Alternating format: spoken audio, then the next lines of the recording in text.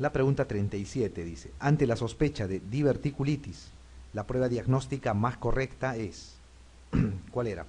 Radiografía de abdomen, enema opaco, ecografía abdominal, tomografía abdominal o colonoscopia. ¿Cuál será? La TAC, ¿no es cierto? La TAC abdominal, ¿no? Especialmente en la TAC abdominal con apellido, es la TAC abdominal con contraste, ¿ok? Con contraste endovenoso. Muy bien, la pregunta 38 dice, mujer de 26 años de edad que presenta incontinencia fecal después de un parto prolongado e instrumental. Se practica ecografía endoanal apreciándose una sección del esfínter anal externo de 30 grados de amplitud. El estudio electrofisiológico demuestra una inervación normal. ¿Cuál es el tratamiento indicado? Tratamiento médico con normas higiénico-dietéticas. Biofeedback esfinteriano. Esfinteroplastía quirúrgica. Reparación quirúrgica del suelo pélvico. O esfínter anal artificial. ¿Qué harían con esta paciente?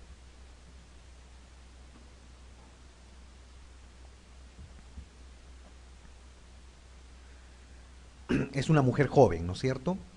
Tiene incontinencia fecal, pero posparto. No tiene antecedentes anteriores de incontinencia fecal. Le hacen una ecografía y ven que el esfínter está roto, pues, ¿no? Debido al parto instrumental, al parto traumático, un desgarro probablemente. Le hacen un estudio electrofisiológico y encuentran que ese esfínter tiene una inervación normal. ¿Qué es lo que deberían hacer? Tratamiento médico con normas higiénico-dietéticas. ¿Funcionará o no? No, no es cierto, tiene el esfínter roto, pues, ¿no es cierto? Está con una lesión grave del esfínter, ¿no? Esto no va a funcionar. Biofeedback esfinteriano. ¿Funcionará o no? El biofeedback esfinteriano son los ejercicios del esfínter anal, la contracción y la relajación del esfínter. ¿Ok? Entonces, estos ejercicios sirven cuando el esfínter está íntegro. ¿Ok? Cuando el esfínter está íntegro y puede haber una lesión difusa. Entonces, ahí funciona el esfínter. Pero en este caso hay una sección total, ¿no es cierto?, del esfínter. Esfinteroplastía quirúrgica. Ese es el tratamiento de elección, ¿no es cierto? ¿Por qué? Uno, porque la inervación está conservada. Y dos, porque es la sección del esfínter lo que está produciendo la incontinencia. Reparación quirúrgica del suelo pélvico. No, esto se podría hacer cuando existe una lesión del piso pelviano, ¿no? Un prolapso total del recto, en esos casos, pero debido a una debilidad del piso pélvico. Esfínter anal artificial, ¿cuándo se haría esto?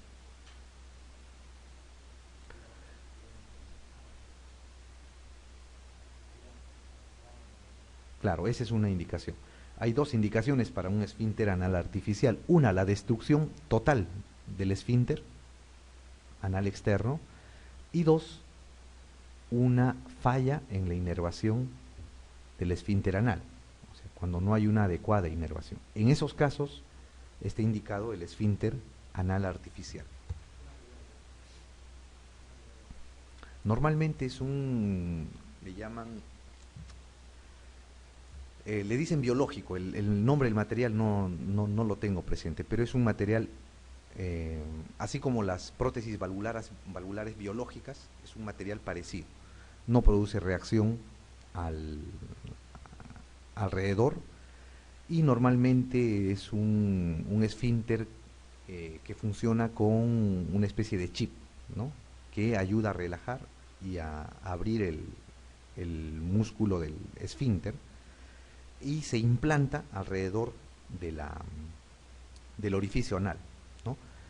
Normalmente acá en el Perú debe haber, contados con las manos, los que usan este esfínter anal. No es un procedimiento que se haga normalmente usual. Cuando existe esta lesión y ya no se puede hacer, no es posible la continencia, en la mayoría de casos acá se hace colostomía, ¿no? En el hospital Almenara y en el Rebagliati y en el de la policía me parece que han puesto algunos esfínter artificiales, pero son pocos, en realidad son pocos. Muy bien, la pregunta 39 dice, Sobre las hernias de la región inguinocrural es falso que ante una hernia incarcerada está indicada la intervención quirúrgica urgente, ya que por definición presentan compromiso vascular. Actualmente las técnicas de reparación herniaria más generalizadas son aquellas que emplean material protésico, como la hernioplastia de tipo Lichtenstein. Una hernia es de tipo indirecto si el saco herniario sale de la cavidad abdominal a través del orificio inguinal profundo. Las hernias crurales presentan mayor riesgo de incarceración que las inguinales. Las hernias de tipo directo se deben a la debilidad de la fascia transversalis y aparecen mediales o internas, ¿no es cierto?, a los vasos epigástricos. ¿Cuál es lo falso? La A, ¿no es cierto? ¿Por qué es lo falso? Así es, ¿no? Ante una hernia incarcerada está indicada la intervención quirúrgica urgente. Hasta ahí puede ser cierto, ya que por definición presentan compromiso vascular. Eso es falso, ¿no es cierto? Compromiso vascular se da en las hernias estranguladas. Muy bien, la pregunta 40 dice: un joven de 18 años de edad acude al servicio de urgencias por dolor abdominal desde hace 14 a 18 horas, de comienzo periumbilical y ahora localizado en la fosa ilíaca derecha. La temperatura es de 38 grados y el pulso arterial de 100 latidos por minuto. En la exploración física solo destaca el dolor a la palpación en fosa ilíaca derecha. El recuento de leucocitos es de 15.000 por milímetro cúbico y presenta desviación izquierda. ¿Cuál de las siguientes acciones es la más adecuada en este momento? La aparatomía, ya que lo más probable es una apendicitis aguda; hacer una radiografía simple de abdomen; hacer una ecografía de abdomen ante la posibilidad de enfermedad inflamatoria intestinal; hacer una tomografía axial computada de abdomen; o repetir la exploración abdominal y el hemograma en 12 horas o antes, si es que empeora.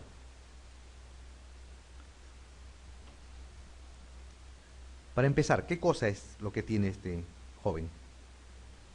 Una apendicitis, ¿no? ¿Qué hacen con una apendicitis? Se opera, pues, ¿no es cierto? Se opera. Entonces la respuesta acá es la aparatomía, ya que lo más probable es una apendicitis aguda. Ahora, ¿por qué se hace la laparotomía en este paciente, ¿no? Todo paciente que tiene una sospecha alta de una apendicitis debe ser intervenido. ¿Qué tiene a favor de apendicitis este joven? Tiene 14 a 18 horas de dolor abdominal, ¿no? La migración del dolor, ¿no? Comienzo periumbilical y localizado en la fosa ilíaca derecha. Esto es muy frecuente en los pacientes con apendicitis. Primero arranca el dolor visceral, ¿verdad? Un dolor en la zona periumbilical o en la región del mesogastrio, ¿no? Producido por la distensión del apéndice. Es un dolor mal definido, un dolor sordo, mencionan, ¿no? En la zona periumbilical. Y cuando empieza a inflamarse el peritoneo del apéndice, empieza el dolor parietal. O sea, migra el dolor a la fosa ilíaca derecha. Esa migración tiene un nombre, ¿no es cierto? ¿Cómo se llama? La cronología de Murphy se llama, ¿no? La cronología de Murphy es la migración del dolor en la apendicitis de la región periumbilical a la fosa ilíaca derecha. Tiene fiebre, ¿no? De 38 grados, el pulso arterial de 100, eso va asociado a la fiebre. En la exploración física solo se destaca el dolor a la palpación en fosa ilíaca derecha, ¿no? Basta que tenga un paciente dolor en fosa ilíaca derecha, se le puede catalogar como un síndrome mínimo apendicular, incluso sin tener nada, ni fiebre, ni leucocitosis, ni vómitos, ni hiporexia, ni dolor migratorio. O sea, basta el dolor en la fosa ilíaca derecha para decir, este paciente tiene un síndrome mínimo apendicular, y cuando lo catalogan como síndrome mínimo apendicular, uno está obligado a descartar o confirmar la apendicitis. Además tiene leucocitosis de 15.000 por milímetro cúbico, ¿no? Incluso si ustedes hacen el score de Alvarado, la migración del dolor le da 2 puntos, la leucocitosis les da otros 2, el dolor en la fosa ilíaca derecha les da otro punto más, la fiebre les da otro punto. Con eso ya tienen hasta 6, ¿no? 5 más es muy probable un cuadro de apendicitis y tiene que ser explorado, ¿no? Tiene que ser explorado. Muy bien, la pregunta 41 dice: enfermo de 50 años, acude al servicio de urgencias por dolor abdominal difuso y progresivo, distensión, borborismos y vómitos ocasionales en las últimas 48 horas. Apendicectomía a los 14 años. En la exploración hay fiebre de 38.5, distensión abdominal con ruidos intestinales, sensibilidad a la palpación abdominal sin defensa ni signo de rebote. En la analítica hay leucocitosis con neutrofilia, sodio en 133, bicarbonato en 14. En la placa simple de abdomen hecha en bipedestación hay dilatación de las asas del delgado, o sea, del intestino delgado, con niveles y edema de la pared, sin prácticamente gas en el colon. ¿Cuál sería la conducta a seguir? ¿No? Primero, ¿qué es esto? ¿Qué han descrito? Una obstrucción intestinal, ¿no es cierto? Pero, ¿qué cosa tiene? Tiene fiebre, tiene neutrofilia, ¿no? Con leucocitosis. ¿Qué cosa es lo que se debería hacer? Aspiración nasogástrica más antibióticos de amplio espectro. Enema opaco para descartar bólulos sigmoides. Laparotomía urgente, colonoscopía descompresiva o arteriografía mesentérica. ¿Qué se debería hacer acá? A ver, una arteriografía mesentérica se hace pensando en qué. En una trombosis, ¿no es cierto? Una isquemia, un émbolo mesentérico, ¿verdad? Este paciente no tiene factores de riesgo, no lo mencionan acá, para una embolia mesentérica, ¿no? Tiene 50 años, la embolia mesentérica es más frecuente a partir de los 60. No tiene patología cardíaca, productora de émbolos, principalmente la fibrilación auricular. Entonces, es difícil pensar en una embolia mesentérica. Además, que tiene ruidos, pues, ¿no? En la embolia mesentérica, la gran mayoría de veces, hay un silencio abdominal. Muy bien, colonoscopía descompresiva. ¿Servirá o no? O un enema, ¿servirá en este caso o no? No, no es cierto, porque no tiene aire en el colon. Pues, ¿para qué le van a poner enema o colonoscopía descompresiva? ¿No? En cualquiera de las dos no está indicado. Aspiración nasogástrica más antibióticos de amplio espectro. ¿Servirá o no? O laparotomía urgente. ¿Qué deberían hacer? Muy bien, acá va el tema del manejo de la obstrucción intestinal, ¿no?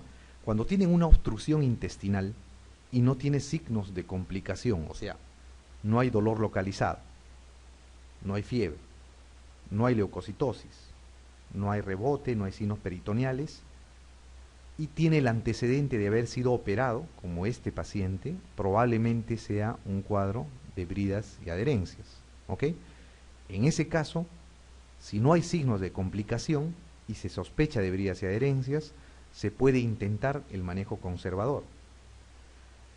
Hasta 2 puntos. 1, máximo 72 a 48 horas, no más. Si no se descomprime, no mejora la obstrucción, tiene que ser intervenido o hasta que aparezcan signos de alarma, ¿ok? Y los signos de alarma son los que le dije: fiebre, dolor localizado, leucocitosis o peritonismo. Este paciente tiene una obstrucción intestinal, ¿no es cierto? Aparte de eso, ¿tiene algún signo de alarma o no?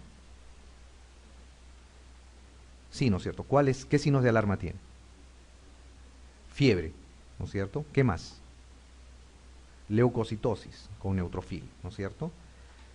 Si bien es cierto, no hay un dolor peritoneal en el abdomen, pero tiene eso, ¿no? Además tiene algunas otras cosas, ¿no? Probablemente tenga una acidosis, haya estado vomitando o tenga secuestro de líquido. Bueno, eso es secundario, pero este paciente tiene una obstrucción intestinal y tiene signos de alarma, fiebre y leucocitosis. En casos que haya obstrucción intestinal asociado a signos de alarma, debe hacerse una laparotomía urgente. Entonces, llévense la idea: obstrucción intestinal con signos de alarma, leucocitosis, fiebre, dolor localizado, se debe pensar en una obstrucción estrangulante. La obstrucción estrangulante significa que debe estar habiendo compromiso vascular en ese paciente. Y probablemente si uno espera más horas va a llegar a la necrosis o a la isquemia. No se debe esperar eso. En ambos, ¿no? En ambos, sí, en ambos. Cuando se sospecha de una obstrucción estrangulante, debe ser operado. En el anterior caso es una obstrucción probablemente por bridas y adherencias, pues, ¿no? Por el antecedente de la penicectomía y todo. Muy bien, la 42 dice, ¿cuál es el tratamiento de la obstrucción intestinal no quirúrgica en la fase terminal del cáncer? O sea, este es otro tipo de obstrucción intestinal, ¿no es cierto? Habíamos visto un paciente que tiene una obstrucción intestinal, ¿ok? Y si tiene signos de alarma debe ser operado, de inmediato, de manera urgente. Se puede observar si no hay ningún signo de alarma y ver si es que se descomprime. Ahora, este es otro tipo de paciente. ¿Cuál es el tratamiento de la obstrucción intestinal no quirúrgica en la fase terminal del cáncer? O sea, un paciente que está moribundo.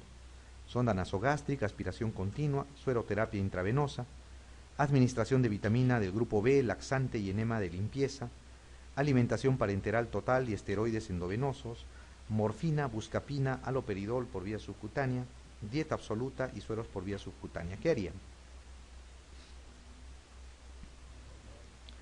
Nada más, ¿no es cierto? Cuando la obstrucción intestinal se da en un paciente moribundo, un cáncer, por ejemplo, un cáncer obstructivo, que no tiene pronóstico de vida, se debe calmar el dolor y la ansiedad nada más. Morfina, buscapina y haloperidol por vía subcutánea, ¿no? Esa es la respuesta acá. ¿Okay? Ese es el único caso en el que el tratamiento médico, a pesar de tener signos de alarma, se puede mantener, ¿no? Cuando la patología de fondo es un cáncer terminal. Muy bien, la pregunta 43 dice, con respecto a las hernias inguinales, señale la afirmación falsa. Son más frecuentes que las hernias crurales. La hernia inguinal directa adquirida suele asociarse a criptorquidia. La hernia inguinal indirecta sigue el recorrido del cordón espermático por el conducto inguinal. Las hernias inguinoescrotales son de tipo indirecto. El tratamiento definitivo de una hernia inguinal es siempre quirúrgico. ¿Cuál es lo falso? A ver, ¿las inguinales son más frecuentes que las hernias crurales, sí o no? Sí, ¿no es cierto? Sí. El tratamiento definitivo de una hernia inguinal es siempre quirúrgico. Sí, ¿no es cierto? No hay tratamiento médico, pues, de las hernias inguinales, ¿no? No existe. Las hernias inguinoescrotales son de tipo indirecto. Sí, ¿no es cierto? Las hernias inguinales son de tipo indirecto. Las inguinoescrotales, perdón. Salen por el anillo inguinal profundo, siguen al cordón espermático y llegan hasta la bolsa escrotal, ¿no? A eso se llama hernia inguinoescrotal. En el caso de la mujer se llama la hernia inguino-vulvar, ¿ok? Que tiene la misma disposición anatómica. La hernia inguinal directa adquirida suele asociarse a criptorquidia, dice. Eso es falso, ¿no es cierto? La que se asocia a criptorquidias son las hernias inguinales indirectas. Normalmente, cuando se opera una criptorquidia, ¿no? Se hace la orquidopexia, así se llama, o sea, se hace un descenso del testículo, que normalmente se encuentra en el canal inguinal, y se fija a la bolsa escrotal. Luego de hacer el descenso del testículo, se tiene que buscar una hernia inguinal indirecta, que usualmente va a encontrarse junto con el cordón espermático. La B acá es la respuesta. Muy bien, la pregunta 44 dice, paciente varón de 45 años que refiere presentar una tumoración en la región inguinal izquierda, que llega hasta el escroto y aumenta con la actividad física. ¿Cuál es la primera posibilidad diagnóstica? Hidrocele, hernia inguinal, tumor testicular, testículo ectópico o testículo retráctil. ¿Cuál será?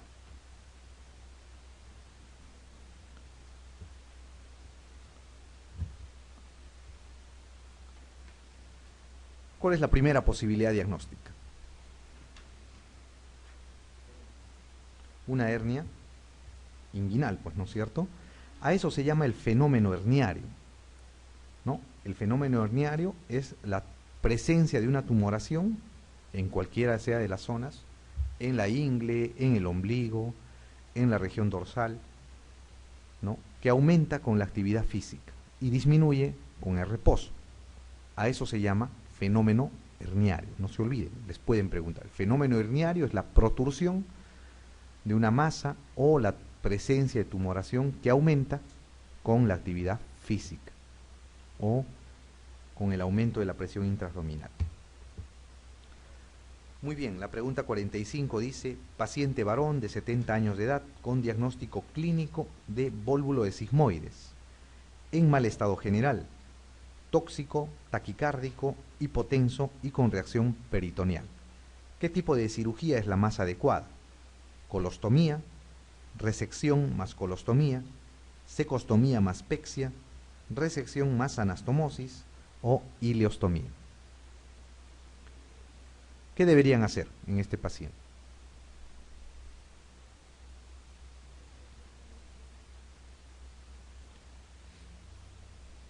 Muy bien, tiene un vólvulo de sigmoides, ¿no es cierto? Si está en mal estado general, tóxico, taquicárdico, hipotenso y con reacción peritoneal, ¿qué debe además de tener? ¿Cómo debe estar ese sigmoides? Debe estar necrosado o isquémico, ¿no es cierto? Entonces es un vólvulo de sigmoides complicado, así se llama.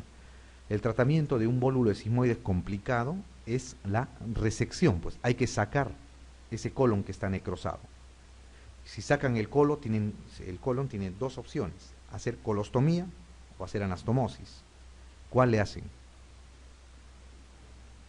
Colostomía, ¿no es cierto? ¿Por qué le hacen colostomía a este paciente? En los vólvulos de sigmoides complicados está indicada la colostomía porque por los tejidos que están inflamados a nivel de la zona de resección, la posibilidad de dehiscencia de la anastomosis es alta. 1. 2. Por el paciente que normalmente cuando tiene un vólvulo de sigmoides complicado está hipotenso, está chocado, hay hipoperfusión, hay más posibilidades también de dehiscencia si ustedes hacen una anastomosis primaria. Y 3.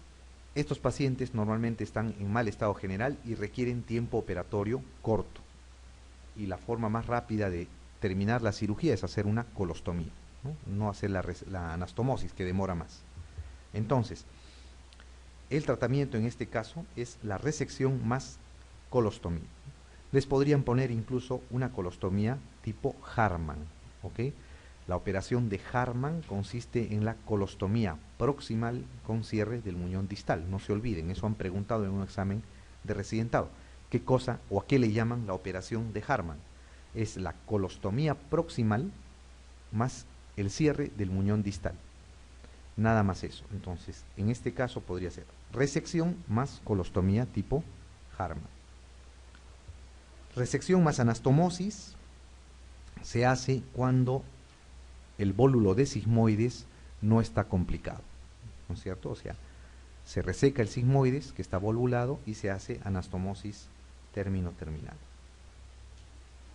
La secostomía más pexia no se usa, ¿no? Muy bien, la 46 dice, mujer de 40 años de edad con dolor abdominal tipo cólico intenso en epigastrio, náuseas y vómitos, agregándose luego ictericia y coluria, con fosfatasa alcalina de 500 unidades internacionales.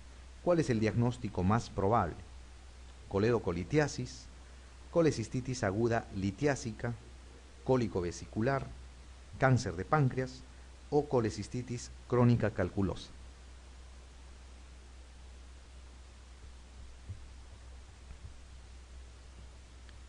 ¿Cuál será el diagnóstico más probable? Dicen, ¿no? No les dicen cuál es el diagnóstico definitivo, ¿no? ¿Cuál, de entre los que están ahí, cuál es lo más probable que tenga? No, tiene una mujer de 40 años, ¿no? El hecho de ser de sexo femenino tiene más posibilidades de tener cálculos, ¿no es cierto? Cálculos vesiculares. Con dolor abdominal tipo cólico intenso en epigastrio, náuseas y vómitos. El hecho de tener el dolor en epigastrio implica algo, ¿no es cierto? El dolor del cólico vesicular o de la colecistitis, sea crónica o sea aguda, es más en el hipocondrio derecho. Si hay dolor epigástrico, es más o es típico de la coledocolitiasis o de una pancreatitis. Agregándose luego ictericia y coluria. Significa que hay una obstrucción de la vía biliar. Además, con fosfatasa alcalina elevada, ¿no es cierto? En 500, está casi 4 a 5 veces más el valor normal. ¿Cuál es el diagnóstico más probable? La A, ¿no es cierto? Una coledocolitiasis. ¿No? Acá falta la letra, ¿no? Es una coledocolitiasis. Muy bien, la pregunta 47 dice: paciente varón de 60 años de edad con diagnóstico de hernia inguinal directa. ¿Cuál es la estructura anatómica afectada? El anillo inguinal profundo, el tendón conjunto, el músculo cremaster, el músculo oblicuo mayor o la fascia transversalis. ¿Cuál será?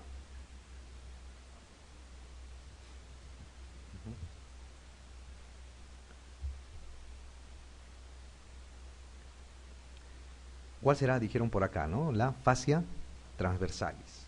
¿Ok?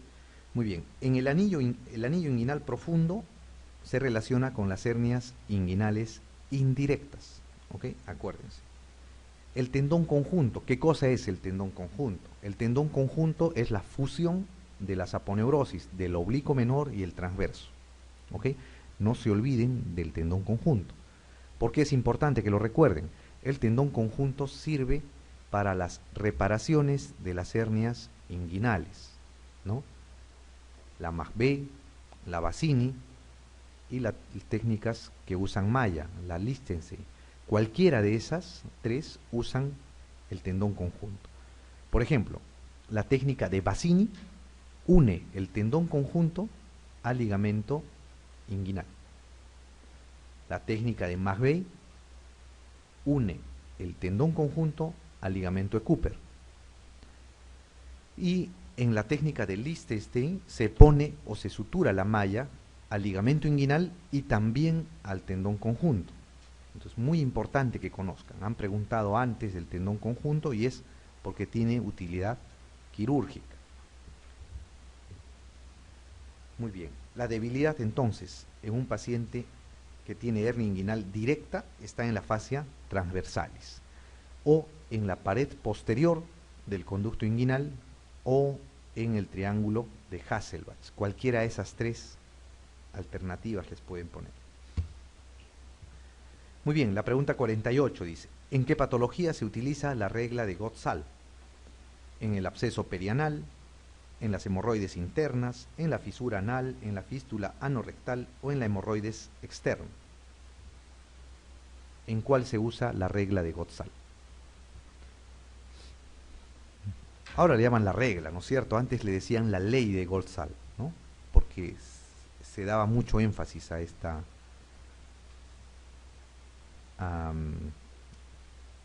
ley, entre comillas, ¿no? Ahora le dicen la regla, porque no es 100%, no se da en el 100% de los casos. ¿Pero en qué se usa?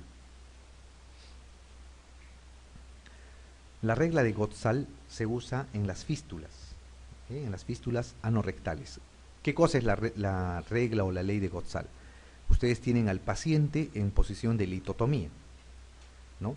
Trazan una línea horizontal que pasa por el orificio anal, perpendicular al sacro, perdón, paralelo al sacro. Entonces, todo orificio fistuloso que esté por la parte o esté en la parte anterior a esta línea va a corresponder a una fístula con trayecto rectilíneo, o sea, una fístula no compleja. Todo orificio que esté posterior o por debajo, si quieren, de esta línea imaginaria que han trazado, tiene un trayecto oblicuo y por lo general es una fístula compleja. ¿Ok? A eso se llama la ley de Gott-Salm. Es útil en las fístulas anorrectales. Muy bien, la pregunta 49 dice: ¿cuál es el procedimiento más apropiado en el manejo de una herida traumática reciente? Yodopovidona al 10% dentro de la herida, abundante clorexidina al 4%, lavado con suero fisiológico, debridación con pinza y tijera o raspado con gasa estéril. Eso, ¿no es cierto? Lavado con suero fisiológico, ¿no? Es lo mejor que hay para las heridas traumáticas recientes, o sea, las que tienen menos de 6 horas de evolución, ¿ok? Y las que tienen más de 6 horas, ¿cuál será? Se consideran heridas contaminadas. Al ser heridas contaminadas, el tratamiento es curación.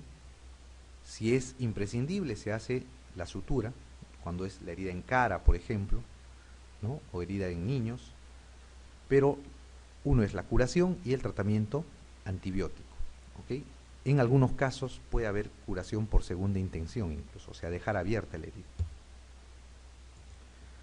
Muy bien, la pregunta 50 dice, varón de 30 años de edad llega a emergencia en estado etílico con trauma abdominal penetrante por arma de fuego. Está hemodinámicamente estable. ¿Qué indicaría usted? Tomografía, observación, lavado peritoneal, laparotomía exploradora o ecografía.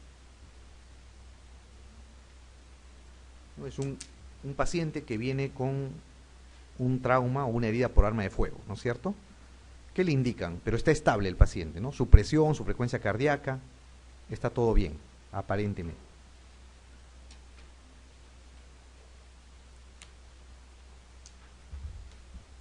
¿Qué hacen con este paciente?